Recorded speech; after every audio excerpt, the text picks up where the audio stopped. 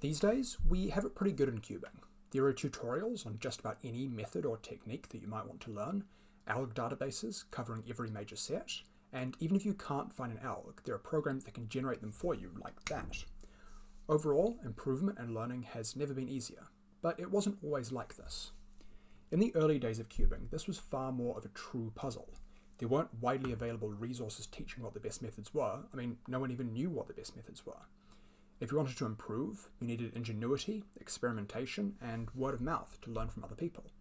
If you wanted to come up with new algs, you had to sit down and figure them out for yourself through a deep knowledge of the cube and hours or weeks of trial and error. These days, it's hard to imagine quite what the era of cubing was like, but it has got me thinking, could I challenge myself to reinvent, say, PLL from scratch? It can't be a true test because I already know the algs, lots of algs, so I know the target that I'm shooting for, which is most of the challenge. But even with that huge advantage, having cubed for like 15 years and having learned hundreds or thousands of algs, how easy will it actually be to reconstruct good, fast algs for every PLL case, purely from scratch, without referencing any other algs that I already know? Well, let's find out. So the first thing you'll come across when you start looking into how algs are constructed is commutators, or comms for short. Comms are an incredibly powerful technique, and I highly recommend that everyone watching learn how they work if you don't know already. They're useful for learning algs, for insertions at FMC, for solving new and weird twisty puzzles, and they're absolutely essential for the entirety of advanced blindfolded solving. I'll have some good tutorials linked down in the description because I don't really have time to explain them fully here. But the basic idea is that we want to do a small thing to just one layer of the cube. For example, if I do r', d', r, the only change that I made to this top layer is inserting this corner.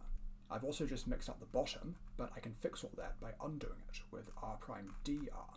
So this inserts the corner from the bottom to the top, and the inverse moves it from the top back down to the bottom. Now, of course, just doing this and then undoing it won't achieve anything. But what if we move the top in between? Now, when we do the inverse, we'll be grabbing this corner instead of that one. And as far as the rest of the bottom is concerned, we're just going to undo everything. So the only change that will be made is changing this piece, right? So we do the inverse, and now we've changed this one piece. And then when we restore the top, we find that we've cycled 3 pieces around. So this is a commutator.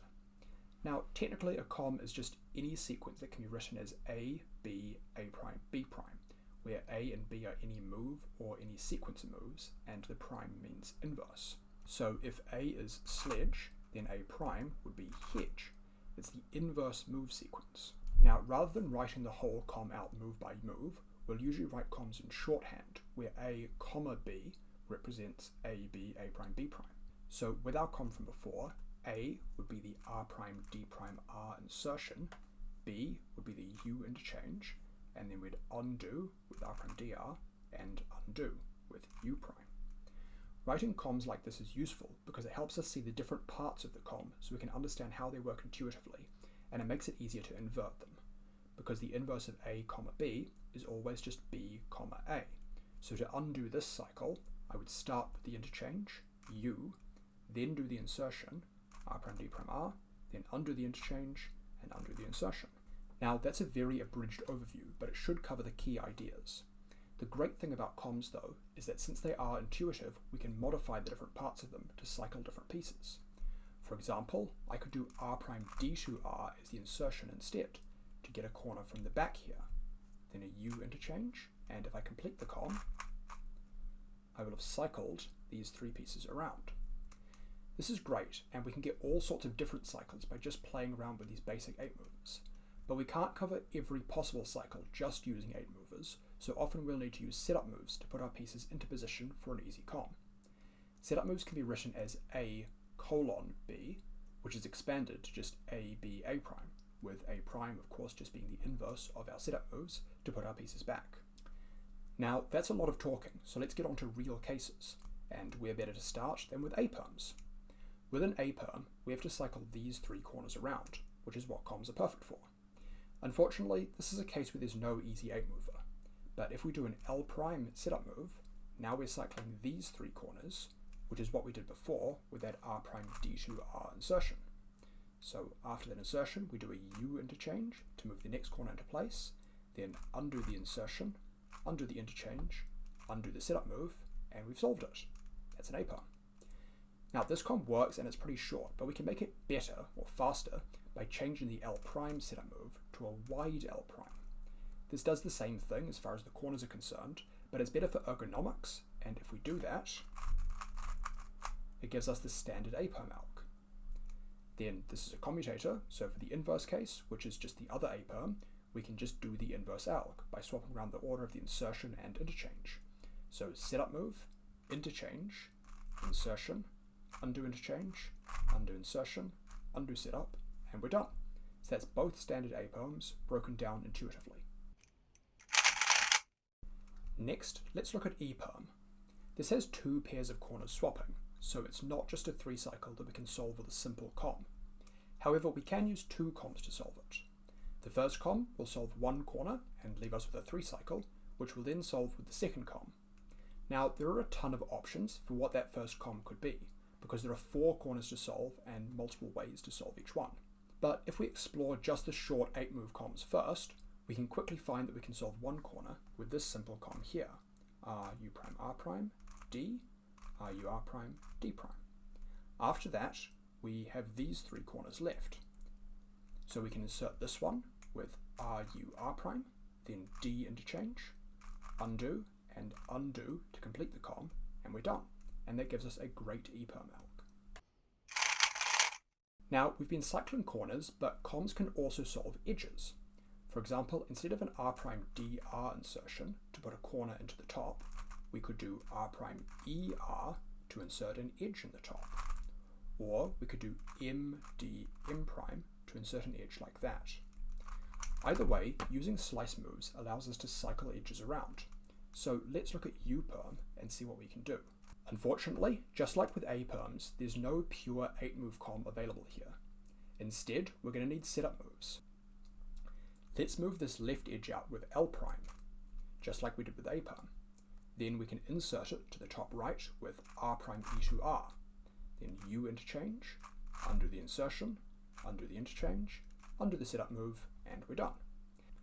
Now this is fine, but it's awkward to switch between the R and L moves like that. We can't widen the L' setup like we did for the A-Perm because that would affect this edge, moving it out of the U layer, right? However, we can widen the R moves of the insertion, which gives us this comm, which is a lot more ergonomic. And the inverse would of course solve the other U-Perm, giving us great algs for both, and they work on the exact same logic as our A-Perm algs, which is pretty cool. However, as good as these algs are, we can actually do even better because edges on 3x3 are pretty special. If we play around with short move sequences, particularly ones that follow a kind of comm structure, we can quickly find that if we do M', U2, M, U2, we cycle these 3 edges around in just 4 moves. That's insanely efficient and ends up being very useful for all sorts of stuff in cubing.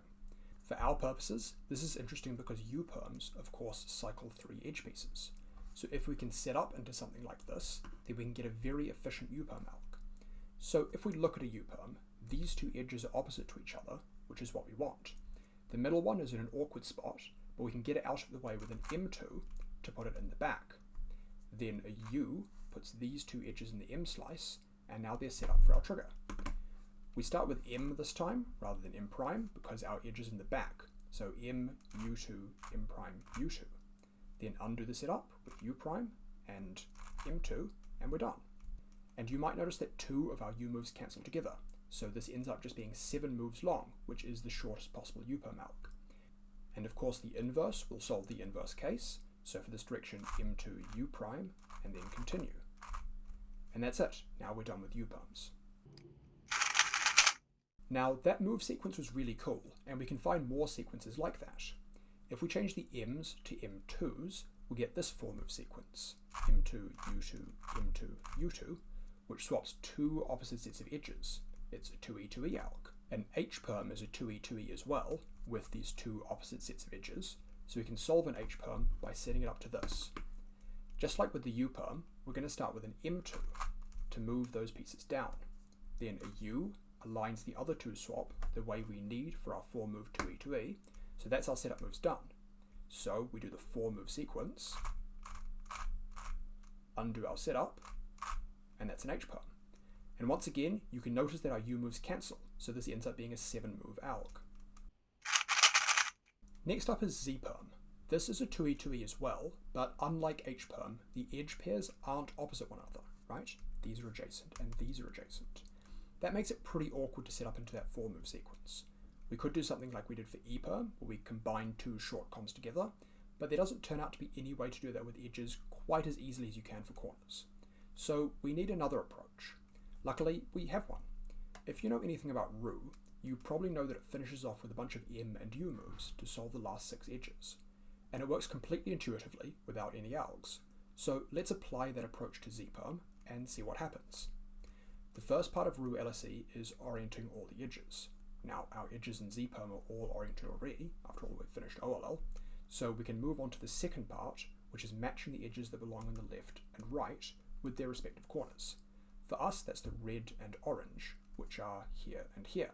We can hide them with M2, then move the U layer over and bring them back up with another M2, then solve them. After that, we're left with this 2e to e, which we can handle with the same 4 move sequence from before. M prime to move into position, and then just solve. And with that, we have a totally intuitive 9 move Z perm. Now, you might think we're done with comms, but there's one last trick we can do with them. If slice turns affect edges, and outer turns affect corners, what happens if we do those both at the same time? With an insertion like R prime YDR, we insert 2 pieces into the top layer. Now, that might seem like a problem, but we can think about the cube as a series of blocks, kind of like a bandage cube. With that in mind, we can say that rather than inserting 2 separate pieces into the U layer, we've instead inserted 1 pair of pieces. So then we can move another pair over with a U interchange, undo the insertion, undo the interchange, and we have a comm that cycles 3 pairs around. This is known as a block comm, and it allows us to affect both corners and edges at the same time. Now, the PLLs that have blocks like this are N Perms and J Perms. N Perms are no good because those are just 2 blocks swapping, not 3 cycles. And J Perms might look like they're also 2 blocks swapping, but if we align one of them like this, we can see that these are also 3 cycles. This pair goes here, this pair goes here, and this pair goes here. It just looks like this is one big block because the 2 pairs are adjacent to one another, but this can be solved with a 3 cycle. Now, just like with our A and U perms, there's no pure 8 move comm available here, but we can move this pair out with an L prime setup move, then insert it to the top right with R prime wide D2 R, then a U interchange, undo the insertion, undo the interchange, undo the setup, and we're done. We've solved a J perm in just 10 moves. But the ergonomics here are a bit rough. We have R and L right next to one another at the start, and we can't get rid of that by widening one of them this time because we care about both the corners and the edges. We need to keep the moves as they are. We could invert the alg, which moves those simultaneous R and L moves to the end, which is maybe a bit easier to execute, but we have a bigger problem, which is these wide D2s. These are terrible to execute, but a wide D2 is the same thing as a U2 plus a Y2. So we could substitute both of those wide D2s out for U2 Y2s, and then rather than actually rotating, we can execute the moves in the middle from the other angle. An R from the opposite angle becomes an L. And so this is what our alg looks like with no rotations. And then one final thing, this alg has lots of L moves, but most people are right-handed. So let's rotate this whole alg, executing it from the other angle. And we get this. A very fast J-perm alg. Now we could mirror this, solving the other J-perm with RUL turns, but we can actually do better. We need wide moves in a block comm, but as we saw before with our A-perms and our U-perms, wide L or wide R turns can actually be pretty good. So instead of having an interchange layer on U and having a wide D insertion, we could try having an interchange layer on R and using wide L insertions. That could give us a block comm something like this. This pair goes here, this pair goes here, and this one goes here. we insert this one to here with f prime wide L f, and then interchange with r prime. Then undo the insertion with f prime wide L prime f, and undo the interchange with r. Now that's not a J-perm obviously, but if we have a J-perm, we can move the blocks with r, u, r prime. Now they're here, here, and here, which is what we just solved. So after those setup moves, we can do our comm. F prime wide L f, r prime, f prime wide L prime f, r. And then we undo our setup moves with r, u prime, r prime, and we're done. This might look weird, but if we rewrite it with r moves instead of wide L, we get this, which is of course just the regular J-perm alg. So that is J-perms done. Now we were treating these as 3 cycles, but the interesting thing about J-perms is that if we align this big block, now they're affecting 2 edges and 2 corners, right? So they're 2E, 2C algs. There are lots of PLLs that are 2E, 2Cs, like V-perms, R-perms, Y-perms, etc. So maybe we can modify these algs to solve some of those cases. And the most obvious place to start is with N-perms. With an N-perm, we're swapping these 2 blocks. We can put them next to one another with R, U, R prime, and then bring them to the front with U. Now they're aligned the same way they are in J-perm, here and here. Our N-perm blocks are now here and here. So let's do our J-perm alg with the U prime at the end, that made it a 2E, 2C, then undo our setup, so U prime, R prime, and that's the first N-perm done. It's a pretty long alg, but it's very ergonomic, so it ends up being pretty good. For the other N-perm, we could mirror the alg, but that gives us a result that's full of L moves, right? And it's still super long, so it won't be very good for most people. We could try a similar approach of setting the blocks up adjacent to one another, then aligning it and doing our JA alg, but that ends up being pretty tough to execute fast. Instead, let's use another approach. If we take N-perm and just do a J-perm, we're left with this, another J-perm. Rotating and doing a second J-perm, or AUFing and doing a second J-perm, would be terrible. But if we look at this for a moment, the blocks are here, here, and here. That's where we had them for the first version of our J-perm, the one that started with L prime, Y, R prime, Y D2, etc. And the previous alg we just did ended with U2, L, R. So if we do a second J-perm from here, we can start it with L prime, R prime, U2, just rewriting the D2, right? And that will cancel a bunch of moves. In fact, if we write out the second alg in full and get rid of the Y D2s, you can see that we can cancel all 6 of these moves, which leaves us with this alg. R prime, U, L prime, U2, R, U prime, R prime, L, U, L prime, U2, R, U prime, L. As a side note, even outside the scope of this video, that is a super underrated N-perm alg. If you rewrite the R prime L in the middle as a kind of M prime, and maybe even rewrite the whole alg into something like this to make it more palatable to righty solvers, you can hopefully see how good it is. Matty uses it, and he has some of the fastest N-perm execs in the world, but for some reason no tutorials seem to teach it. So yeah, definitely give this one a go. Now that's almost everything we can do with setups to J-perms or combinations or variations on them or whatever. However, there is one more trick we can try. Normally, when we do setup moves, it quickly makes the alg much longer because we need to undo the setup moves at the end. But what if the move's cancelled? You can see with a J-perm, it starts with R. So what if we had an R prime setup move into a J-perm? Then the 2 moves would cancel together, right? R prime R, and we'd instead just start our alg with U, which would normally be the second move of the J-perm. Then we continue through the alg, and at the end we do R to undo our setup move. Effectively, what's happened here is we've shifted the R from the start of the alg to the end. This is a technique known as cyclic shifting, and it's really cool because we can do this again, shifting another move to the end, then another, and so on. That allows us to explore far more possibilities with one alg, since we end up with all these different algs which are the same length and affect the same number and type of pieces, but do it in different positions. So we can look through all these algs and see whether any of them are useful by themselves, or if there are easy setups into any of them, for cases where setting up into a J-perm would actually be quite hard. If we shift 4 moves to the end, we get R, U, R prime, U prime, R prime F, R2, U prime, R prime, U prime, R, U, R prime, F prime. which is of course just T-Perm, so that's that done somehow. If we shift another 4 moves to the end, we get this: R prime F, R2 U prime, R prime U prime, R U R prime F prime, R U R prime U prime. Now that might not seem helpful by itself because this isn't a PLL, but we can move the white corner to the top with F prime. That gives us a diag corner swap here and an edge swap here, arranged like a Y-perm. That means we can solve a Y-perm with an F setup, then that cyclic shifted alg,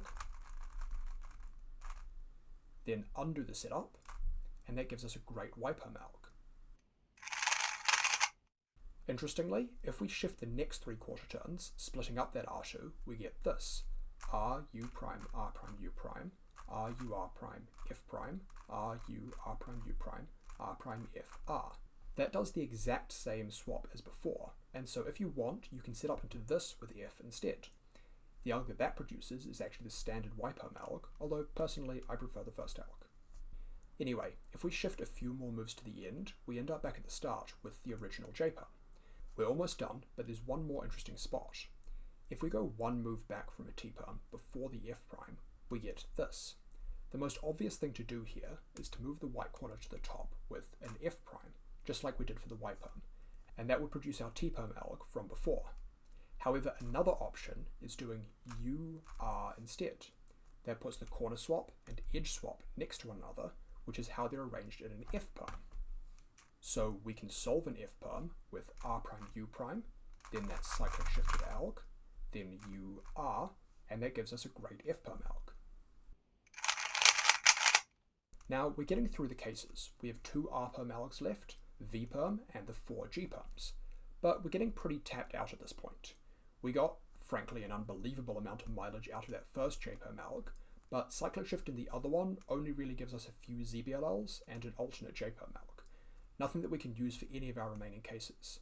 The R perms and V perms are 2E2Cs as well, but it turns out to be basically impossible to set those up to J perms or T perms or any of our other cyclic shifted options, at least not without producing a ridiculously long alg or having very awkward setup moves. So let's try something else. R perm looks like a 2E2C, right? These 2 edges and these 2 corners. But if we align it differently, now it's cycling 3 edges and 3 corners. So it's a 3E3C. That's the same thing we did with our block comms, so in theory we could solve this by setting it up to a block comm. However, if you try that, you'll quickly find that it's pretty much impossible to do efficiently and ergonomically. So maybe we can't solve this by setting it up into something else. Block comms would have allowed us to solve the edges and the corners at the same time, which would have been cool, but what if we just try solving them separately? If we focus on solving our edges first and ignore the corners completely for now, there are actually lots of ways to do that efficiently. For example, if this edge needs to go here, we can do that with RUR prime. Then this next edge needs to go here, which we can do with UR, and then the final edge needs to go back here, so U2R prime. Now that solved our edges, but it left us with an ugly corner case, which will take lots of moves to solve, so it's not great. However, the specific R moves we're doing here don't really matter. We could try doing R2s instead, which would leave us with maybe a slightly better 4-corner case, but still not great. However, if we start with R prime and continue, we can see that we're left with just these 3 corners. And this is great because we can solve this with a single corner comm. Now, this specific corner cycle isn't very good, to be honest. It takes 10 moves or more if we want something really ergonomic, but this is where we can apply a concept from FMC, which is insertions. The idea behind insertions is that if we have a sequence of moves that solves most of the cube, like our solution so far, then we of course just need to cycle the rest of the pieces around to produce a complete solution. But importantly, it doesn't matter when we cycle those pieces. It could be at the end of our move sequence, or it could be at the start, or even in the middle somewhere. That gives us a lot more options, and if we check every spot within our sequence, hopefully we can find one where we can insert a corner comm very efficiently. And indeed, if we go 2 moves back, the corners are in these positions. On a clean cube, that looks like this. We can do a U prime interchange, an R prime D prime R insertion, then undo and undo to solve the corners. So on our original cube, we do that comm, finish off our initial edge solution, and it gives us this very ergonomic 15-move R-Perm. And a cool thing about RUD algs is that you can mirror them to the back to solve the mirror case. So R becomes R prime, U becomes U prime, and so on. That means that we can solve the other R-Perm with this alg, which is almost just as good. Overall, these end up being very solid algs. Next, let's look at VPerm. VPerm has the same problem as R, where we can't easily set it up into anything that we've already covered. We could try aligning this edge or something, and then intuitively solving these three and figuring out what corner case we have left, but we always end up with lots of unsolved corners if we do that. We can't seem to get lucky the way we did with R-Perm. So if we can't get lucky, can we force a decent corner case?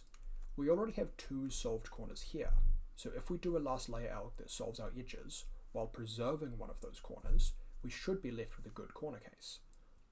For example, if we do a J-Perm, we'd be left with these three corners to cycle, and then we could try doing insertions to see if we can solve those corners efficiently somehow. In this case, that turns out to not be possible. There's just no good spot to insert a comm. The most efficient corner solution here is pretty bad. However, we can explore our options. We can test the other J-Perm alg as well as all the cyclic shifts of both of them. Now, most of those don't produce anything very useful.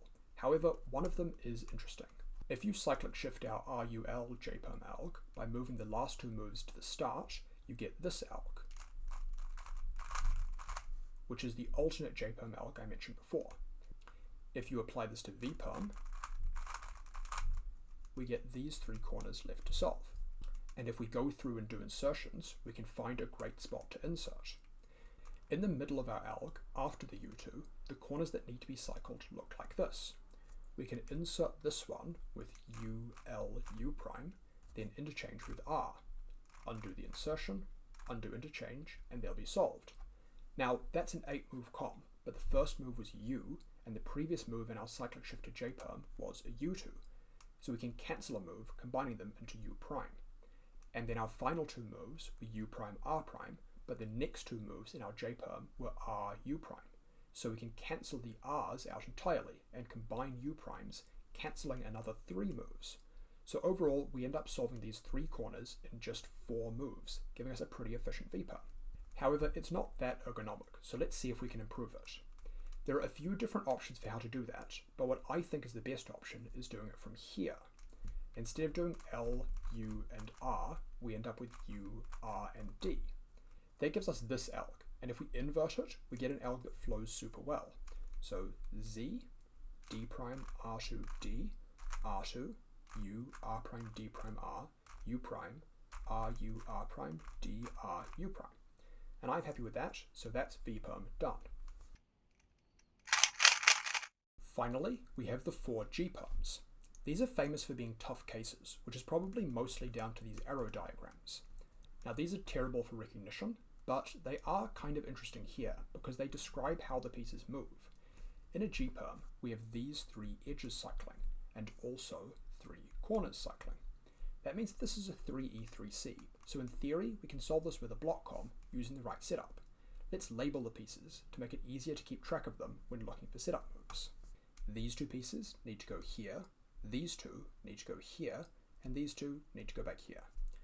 So it looks like our pairs are almost made, and if we join these 2, we should be able to do a block comm. So let's do F prime, U prime, F to join them, and then we have these 3 pairs, and so it seems like we should be able to do a block comm. However, there's a problem. Even though it looks like we have 3 pairs, this actually isn't paired up in the same way as the other 2. With this one, the corner is on the left side of the edge, but with the other 2, the corner is on the right side. That means that we can't insert this one into one of these 2 spots. If we try, it's just going to end up flipped around the wrong way. And so if we were to complete the comm, we'd end up with something that solves all our pieces into the correct position, but they're now misoriented. Instead, we need the corner to be on the right side, and that's just not possible to do efficiently. So we're not going to be able to solve this with a block comm, at least not if we want a good alg. However, if we take away our stickers here, we can spot something interesting. We have 1, 2, 3, 4 edges to cycle, and 1, 2, 3, 4 corners as well. So this is a 4E4C. Now a 4E4C is not something we've covered so far, but is actually the same type of cycle as a single move. That might sound weird, but look at it. When we do a U to solve this, we're going to move these two pieces here, these two pieces here, these two pieces here, and these two pieces back here. So we're essentially doing a cycle with 4 pairs. That means that whenever we have a 4E4C case, then in theory we can solve it by setting up to just a single move, which will cycle all 8 pieces at once. Now, most of the time that's not practical at all, because the setup moves are way too long. If you're doing an FMC attempt or something and you get 4E4C, this is not the sort of thing that you should actually look for, because realistically you're not going to be able to solve it like that. But let's stick our cube up again to see if we can get lucky. And amazingly enough, we can see that we have 3 pairs already built, here, here, and here. And unlike when we were looking for a block comm, these are all paired up in the right way, with the corner on the right hand side of the edge. So all we have to do is join these 2 pieces in the correct way without breaking the rest of them, align our pairs, and we might just be able to use a single move to solve all of them at once. Now we can do this to form our final pair, like that, with the corner on the right hand side of the edge. And that also lines 3 of our pairs up correctly. Our 4th pair is here, and we can insert it into the layer like so. And that insert even cancels a move with the rest of our setup. So the whole setup from our original orientation ends up being just R2, D, B prime, U. And after that, our pairs are all lined up. 1 goes to 2, 2 goes to 3, and 3 goes to 4, which comes back to 1. So we can do a B to cycle all 4 pairs at once, and then undo our setup. U prime, B, D prime, R2, and that solves the whole G-perm in just 12 moves total. Now this is very efficient, but it doesn't seem very ergonomic. We can fix that though using wide moves. Instead of doing D and D prime, we can do a wide U and then translate all the moves in between. And that gives us this alg, which is really solid. Then inverting it gives us our second G-perm, which can be executed like this. If we take the back mirror of that and then widen those B moves, we get our third G-perm, which can be executed like this.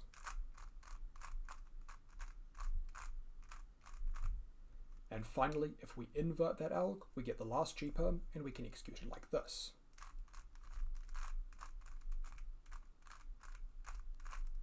Done a bit faster, those 4 algs will look like so. And that's full PLL. So it turns out that it actually is possible to find good, fast PLL algs for every case without using computers or anything. However, with that said, if I were actually dropped back in the 80s, there's no shot that I would have found any of these, right? This all relied on me knowing concepts like Comms, cyclic shifting, insertions, and so on, which is knowledge that other people came up with before me. If anything, this exercise has just given me a greater appreciation for all the algs that have been gen by hand, as well as all the pieces of cubing theory that we have at our disposal nowadays. With that said, this has been a fun project. Hope you enjoyed it and maybe even learned something. But that's it, so bye for now.